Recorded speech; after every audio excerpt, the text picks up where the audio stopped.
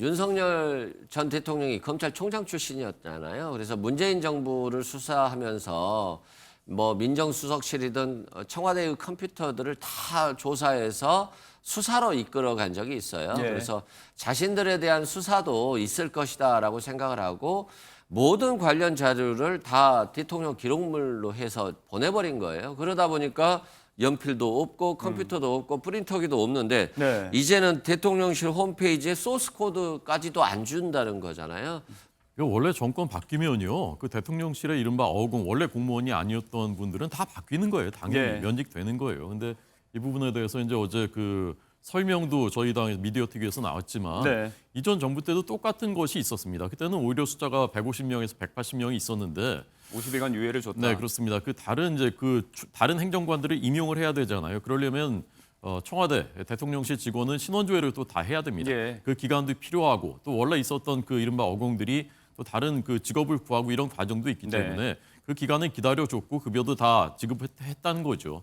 그런 이제 선례에 따라서 이분들도 대부분이 이미 사직원을 내고 네. 그 협의 결과를 기다리고 있는 건데 이것을 마치 이제 전 정부 망신주기식으로 뭐 그냥 버티고 있다, 네. 죄다 이렇게 하는 것은 저는 과로 때문에 응급실로 또 실려갔다는 직원의 이야기를 저희가 며칠째 하고 있는데 이른바 어공, 어쩌다 공무원이라고 하죠. 별정직 공무원들의 근태 문제도 논란이 되고 있습니다. 이 부분에서 이제 대통령실의 브리핑도 있었고 인력난을 겪고 있는 배경, 이 차원에서 설명이 좀 이루어졌거든요.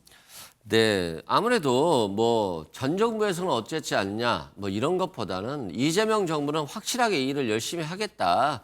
일하는 공무원들을 두지 놀게 하지 않겠다라고 하는 의사가 확실한 거니까 예. 전 정부에서 아니 뭐 좀 더 차기 직장을 구할 때까지 좀 기다려줘야 되지 않냐. 이건 그냥 인정의 문제인 거잖아요. 예. 좀 냉정하게 국민의 세금 문제이기 때문에 다소 냉정하더라도 국가의 기강을 바로잡는다는 측면에서는 스스로 그만두는 게 맞을 것 같고요.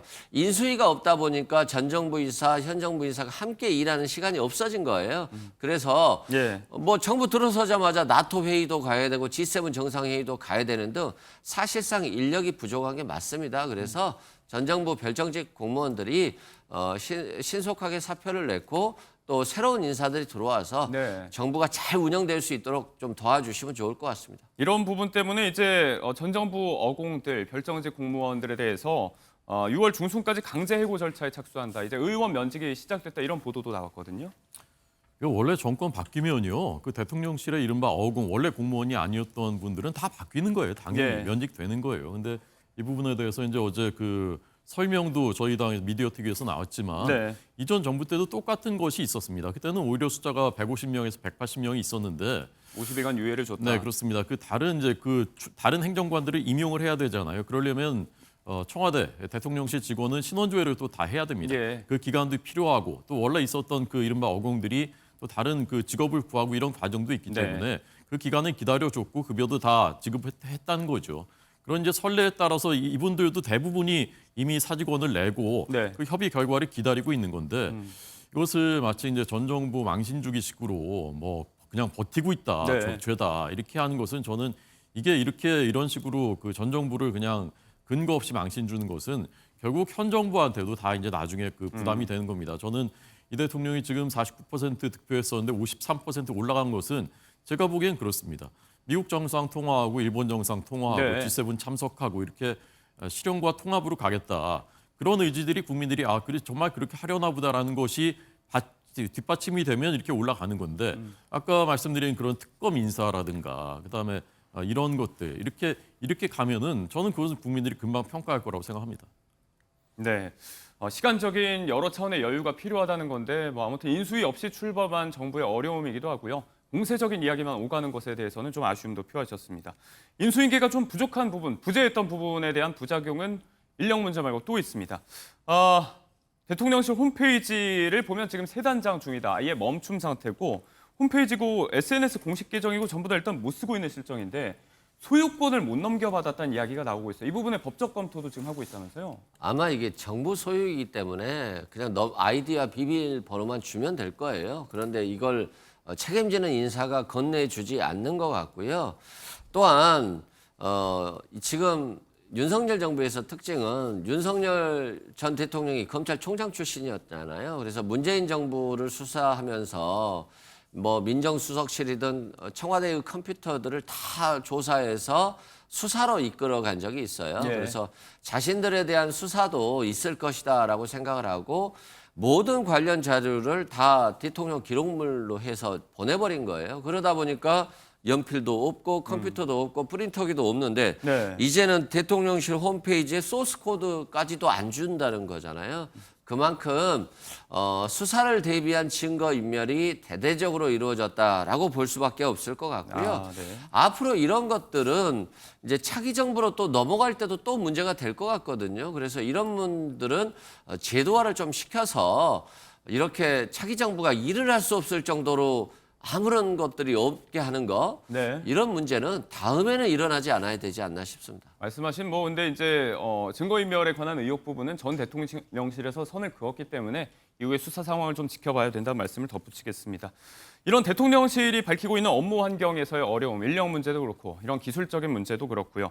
일단 뭐 부위원장님께서 말씀하신 대로 다음 주에 당장 G7 일정이 있고 나토 참석도 좀 불투명하고 이제 또 가을에는 에이펙도 있고 산적한 현안들, 외교 현안이 너무 많은데 지금 또 이제 안보실의 경무 논란도 불거지고 있더라고요. 잘 진행이 될 거라고 어떻게 보십니까? 새 정부 대통령이 탄생하면요. 경무 다 경무예요. 다 힘듭니까? 모든 대통령실 직원들이 새벽 6시 출근하고 밤에 뭐 거의 퇴근 못하고 늘 그런 겁니다. 그것은 뭐 개인들한테는 안타깝고 죄송한 일이지만 예. 국가를 위해서 하는 것이니까 이제 그렇게 또 이제 하시는 거죠. 지금 이제 나토 정상회의 오늘 보도 보니까 참석을 검토하는 쪽으로 선회한다라고 하는데 저는 개인적으로 굉장히 높이 평가하고요. 예.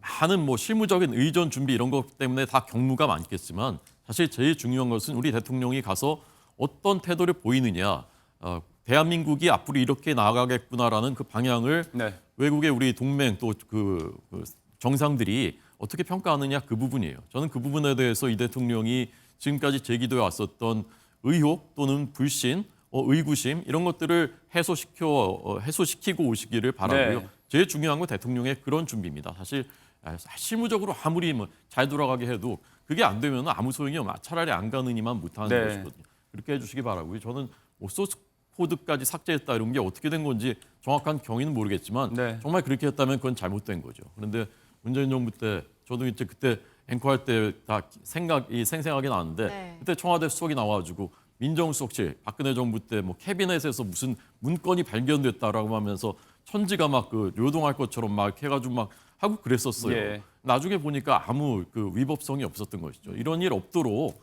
앞으로 아까 말씀하신 대로 제도적으로 좀 어떤 그 시스템을 잘 마련했으면 좋겠습니다. 당장 주말에 또 캐나다로 출국하는데 대통령이 데뷔 무대에서 어떤 방점을 찍는지가 결국은 중요하다는 말씀입니다. G7 이후에 한번 보도록 하겠습니다. 네.